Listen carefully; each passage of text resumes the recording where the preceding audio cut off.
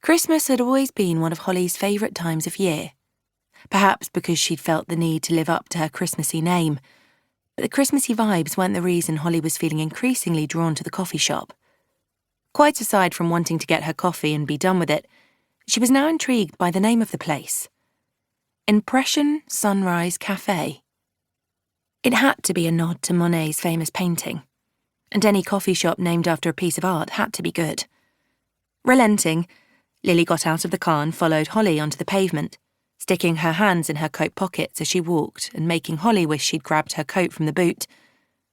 Side by side, they looked so similar they could almost be twins, even with the 4-year age gap between them. It was the red hair that did it. Twin little redheads.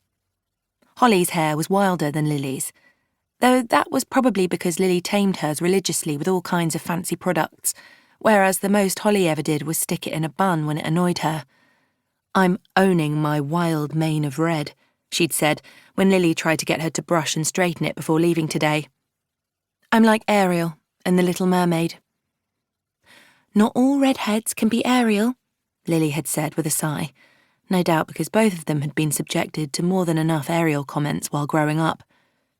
"And anyway, Ariel brushes her hair. She's literally always brushing it with a fork or whatever." Well, like you said, not all redheads can be Ariel. But it wasn't only the hair.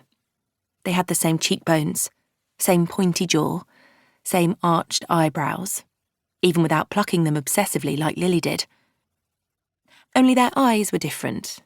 Lily's were brown, whereas Holly's were a bold green. Holly pushed through the cafe door without really concentrating on what she was doing, because she was distracted by an absolutely gorgeous painting hanging inside the doorway, the kind of art that demanded your instant attention. It was a rainforest, depicted in a way she'd never seen before, bold and abstract, with vibrant colours that shouted life. She wanted it. That was her first thought. She wanted to hang it opposite her bed so she could wake up to it every morning and take in some of its vibrant energy. Her second thought was that she'd been right about the cafe. Not just an arty name, but real art inside, and that was... Her second thought was cut off, as she slammed straight into an alarmingly solid chest. She noticed the crisp smell of a freshly washed and ironed shirt, along with a darker, woody scent, before heat seared down her arm. She yelped and yanked her arm back. She swore loudly at the same time as a deep voice said, "Jesus Christ!" Something heavy thumped to the ground, along with 2 takeaway coffees. Holly shoved back from the stranger, which caused her to slip on the liquid that was now coating the wooden floor, flailing her arms in the air, but then catching herself, just managing to stay upright.